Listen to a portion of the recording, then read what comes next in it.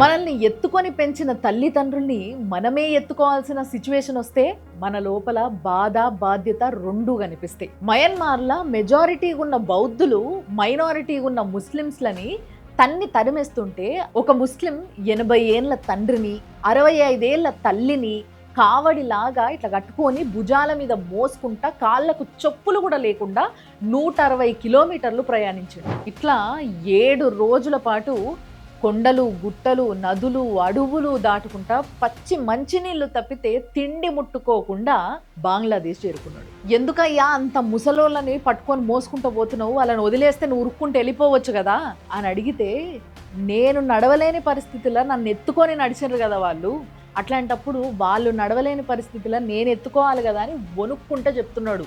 తిండి కూడా లేక వణికిపోతున్నాడు. అట్లాంటి పరిస్థితులలో కూడా తల్లిదండ్రిని వదిలిపెట్టకుండా భుజాల మీద మోసుకుంటూ పోతున్నాడు అంటే ఇలాంటి ప్రేమ అసలు ఈ రోజులలో కనిపించడమే చాలా అరుదు. ఈ వార్త చెప్తుంటే మొన్న ఒక రీల్ చూసినా, అది చూస్తుంటే మంచిగా అనిపించింది కానీ కొంచెం సేఫ్టీ కన్సర్న్ ఉంది. బట్ చూడు రోజు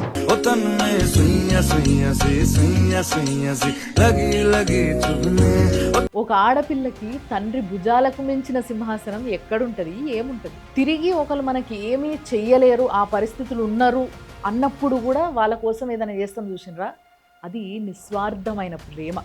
ఆ తల్లిదండ్రులు పోనీ ఇవాళ సేవ చేస్తే రేపేదో వాళ్ళ ఆస్తి వస్తుంది అన్నట్టు కూడా కాదు కదా, దేశం నుంచే తరిమేయబడ్డారు వాళ్ళు.